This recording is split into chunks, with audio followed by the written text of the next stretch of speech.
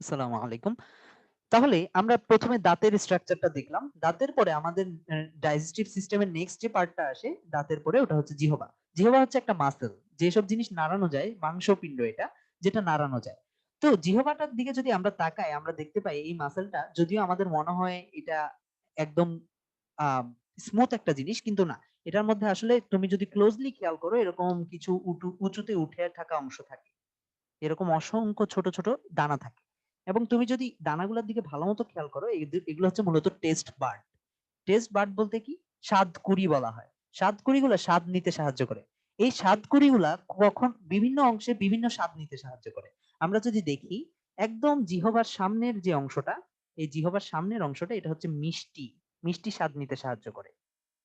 সামনের পেছনের ২ সাইডে তুমি যদি দেখো এই অংশটা হচ্ছে পেছনের ২ সাইডে আ নোনতা স্বাদ নিতে সাহায্য করে। পেছনের এই ২ সাইডটা নোনতা স্বাদ নিতে সাহায্য করে।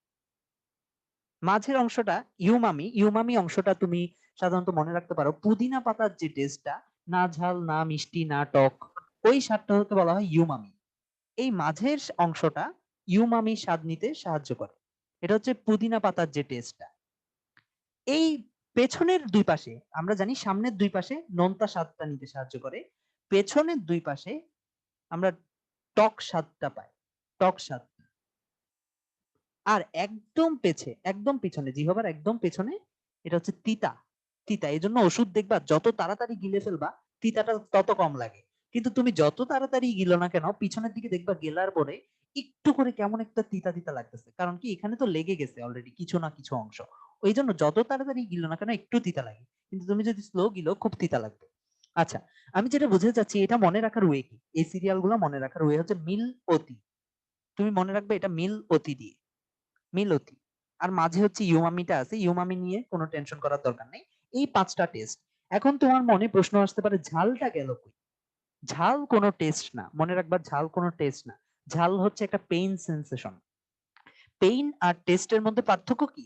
তোমার জিহবায় আমি ধরো একটা হাতুড়ি দিয়ে বাড়ি দিলাম। এটা কিন্তু টেস্ট না।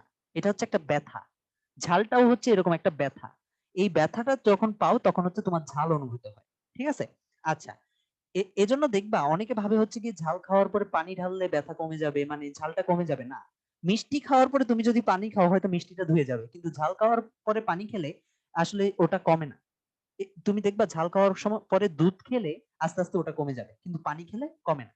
আচ্ছা, এখন এই মিলতিটা মনে রেখে আমরা যদি এই জিহবার মধ্যে তাকাই, আমরা সামনের অগ্র অংশ আমাদের বইয়ে যেভাবে বলছে ওভাবে যদি বলি, অগ্র অংশ একটাকে ভাগ করলাম, সামনের অংশ আর পশ্চাৎ অংশ। তাহলে সামনে একদম সবার সামনের অংশটাকে আমরা বলতেছি মিষ্টি থাকবে, সবার পেছনের অংশটাতে তিতা থাকবে। পেছনের ২ সাইডে থাকবে টক, সামনের ২ সাইডে থাকবে নোনতা, মিল অতি। মিষ্টি, লবণ, অম্ল।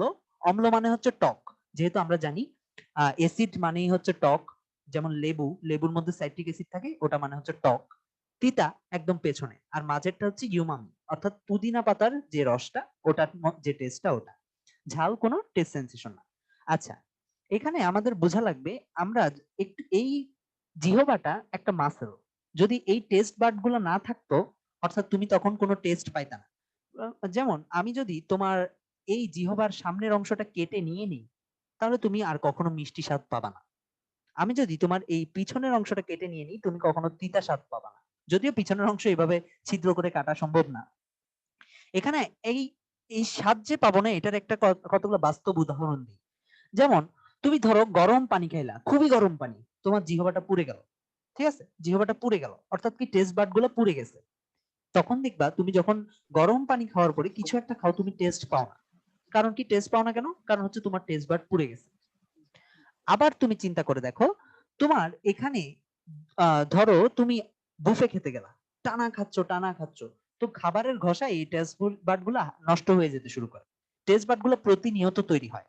যদি কোনো কারণে খাবারের ঘষায় এগুলো নষ্ট হয়ে যেতে শুরু করে, তখন দেখবা বুফে খাওয়ার এক পর্যায়ে তোমার কাছে মনে হয় যে যা খাচ্ছ সবগুলাই সেম টেস্ট। তুমি খুব কষ্ট করে টেস্টটা উদ্ধার করা লাগতেছে। তুমি হয়তো মুরগি খাচ্ছ কিন্তু তোমার কাছে ভালো লাগতেছে না। এটা কিন্তু পেট ভরে যাওয়ার কারণে না। তুমি যতই পেট তখন যদি তুমি পেট খালি করেও আসো তুমি দেখবা টেস্ট পাচ্ছ না। কারণ তোমার টেস্ট বাড গুলা মানে অলরেডি নষ্ট হয়ে গেছে। এই টেস্ট বাডটা হয়তো বা ১ ঘন্টা ২ ঘন্টা ৩ ঘন্টা পরে গ্রো করবে আবার। ততক্ষণ তুমি আর কোনো টেস্ট পাবা না। এটাই হচ্ছে আমাদের জিহবার অংশ, জিহ্বার বিভিন্ন অংশ। এই জিহ্বা থেকে জিহ্বাটা খাবারটাকে পিছনে পাঠায় দেয়। পিছনে আমাদের শুরু হয় ইসোফেগাস। ইসোফেগাস মানে হচ্ছে অন্ননালী, যেটা স্টোমাকে গিয়ে ওপেন করে। আমরা এখন ইসোফাগাসটা দেখব।